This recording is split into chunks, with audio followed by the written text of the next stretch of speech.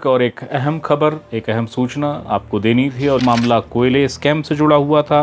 जो राजनांदगांव से प्रत्याशी हैं भूपेश बघेल वो आरोपी हैं। ईडी की स्पेशल कोर्ट ने अनुमति दे दी है।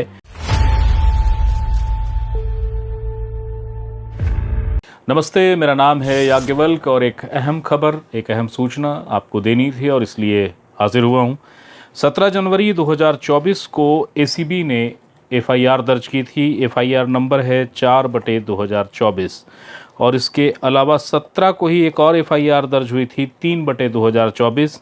ये जो दो एफआईआर थी ये ईडी के प्रतिवेदन पे थी। एक मामला कोयले स्कैम से जुड़ा हुआ था और जो दूसरा मामला था वो शराब के मामले से जुड़ा था ना, शराब का घोटाला जो ईडी ने जिसमें मामला दर्ज किया था शराब घोटाले मामले में। हालांकि सुप्रीम कोर्ट में मामला गया और उसमें स्टे लगा हुआ है, जो स्टे अभी तक वैकेट नहीं है। हालांकि इसमें कानूनी पेज बहुत सारे हैं, दावे प्रतिदावे चल रहे हैं, ईडी की ओर से भी चल रहे हैं और जो आरोपी पक्ष हैं ईडी की ओर से, जो अपने आप को पीड़ित बताते हैं, उनकी ओर से भी मामला सुप्रीम कोर्ट में है। मगर फिलहाल एसीबी में 2 मामले दर्ज हुए थे।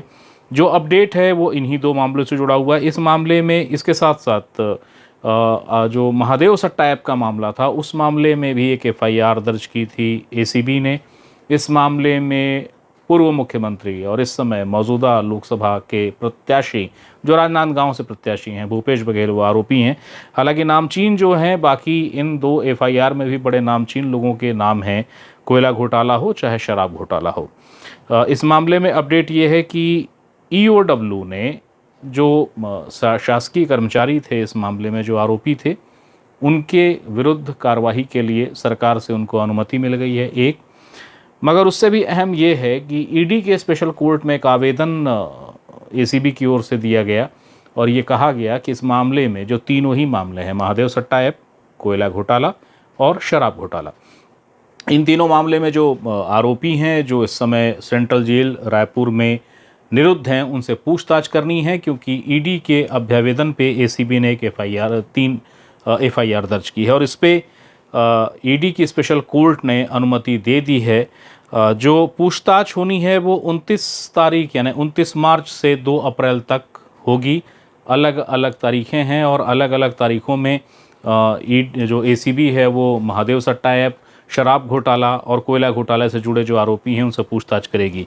जो अनुमति ली गई है, जिन नामों के साथ अनुमति ली गई है, उसमें अरविंद सिंह ये शराब घोटाले मामले में निरुद्ध हैं सेंट्रल जेल में, इनसे शराब घोटाले को लेकर पूछताछ होगी।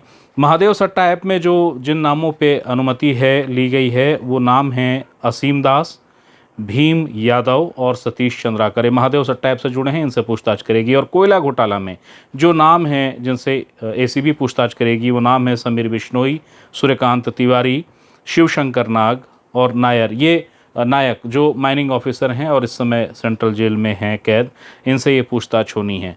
तो ये एक अहम अपडेट था। इन पूछताछ के साथ साथ ये भी कि एसीबी की ओर से संकेत हैं कि इस पूछताछ के बाद आगामी कार्रवाई और तेज़ी से बढ़ेगी। यानी एक ऐसा मामला जो 3 महत्वपूर्ण मामले हैं, शराब घोटाला, कोयला घोटाला और महादेव सट्टा ऐप, जिसने छत्तीसगढ़ की सियासत में भी गहरा दखल रखा इन तीनों ही मामलों में। इन तीनों मामलों में एसीबी की कार्रवाई में तेज़ी आई है। एसीबी अब पहुंचेगी सेंट्रल जेल और अभियुक्तों से पूछताछ करेगी, जानकारी लेगी, बयान लेगी, क्रॉस क्वेश्चनिंग होगी और उसके बाद वो लोग जो कि इस समय जेल में नहीं हैं मगर बाहर हैं, जिनके लिए एसीबी को अनुमति मिल गई है सरकार से कि वो कार्रवाई कर सकती है, उनकी ओर भी एसीबी बढ़ेगी। ऐसे संकेत एसीबी से मिले हैं।